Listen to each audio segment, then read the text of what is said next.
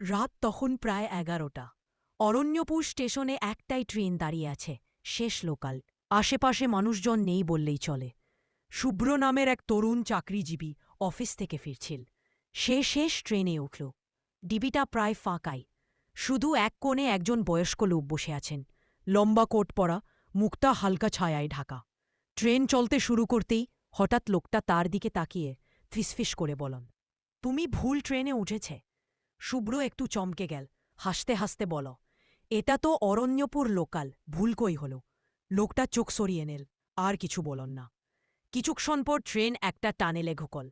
হঠাৎ সব আলো নিভে গেল, অন্ধকারে শুধু চাকার ঘর্ষণের শব্দ। শুভ্র পকেট থেকে মোবাইল বের করে টর্চ জ্বালাতে গিয়ে দেখে সামনের সিটটা খালি, কোট পরা লোকটা নেই। কিন্তু আশ্চর্যের বিষয়, সিটের উপর একটা পুরনো পাসপোর্ট পড়ে আছে। খুলে দেখে শুভ্র শিউরে উঠল। ভেতরে তার নিজের ছবি, কিন্তু জন্মতারিখ লেখা ১৮৯৭ সাল। ঠিক তখনই ট্রেন থেকে ঘোষণা শব্দ পেয়েছে এল, এই ট্রেনটি জীবিতদের জন্য নয়। ঘোষণার শব্দটা শুনে শুভ্রর বুক কেঁপে উঠল। সে জানলার বাইরে তাকাল, অন্ধকার টানেলের মধ্যে যেন অসংখ্য মুখ বেসে উঠছে, অচেনা, ফ্যাকাশে, মৃত মানুষের মতো। হঠাৎ পাশের সিটে কেউ বসার শব্দ হল। শুভ্র ঘাড় ঘুরিয়ে দেখল, আবার সেই কোট পরা লোকটা বসে আছে। এবার তার চোখ দুটো জ্বলছে অদ্ভুত আলোয়।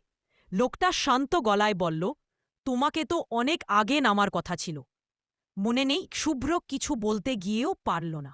গলার স্বর আটকে গেল, মাথার মধ্যে যেন জ্বর বইছে। মোবাইলের স্ক্রিনে হঠাৎ নিজেই টাইপ হতে লাগল, শুভ্র দাস, মৃত্যু ১৬ আগস্ট ১৯৫৭, দুর্ঘটনা অরণ্যপুর লোকাল ট্রেন। শুভ্রর চোখ চানা বড়া হয়ে গেল। সে তো তখনও জন্মায়নি। ঠিক সেই মুহূর্তে ট্রেনটা হঠাৎ ব্রেক কষল, দরজা খুলে গেল। বাইরে ঘন কুয়াশা, আরেক ফাঁকা প্ল্যাটফর্ম। কোট পরা লোকটা উঠে দাঁড়িয়ে বলল, এখন নেমে যাও, এটাই তোমার স্টেশন। শুভ্র ভয়ে ভয়ে নামতে দেখল প্ল্যাটফর্মে একটা বড় বোর্ডে লেখা, অরণ্যপুর, মৃত যাত্রীদের শেষ গন্তব্য। এরপর ট্রেনটা ফোয়ার মতো মিলিয়ে গেল অন্ধকারে।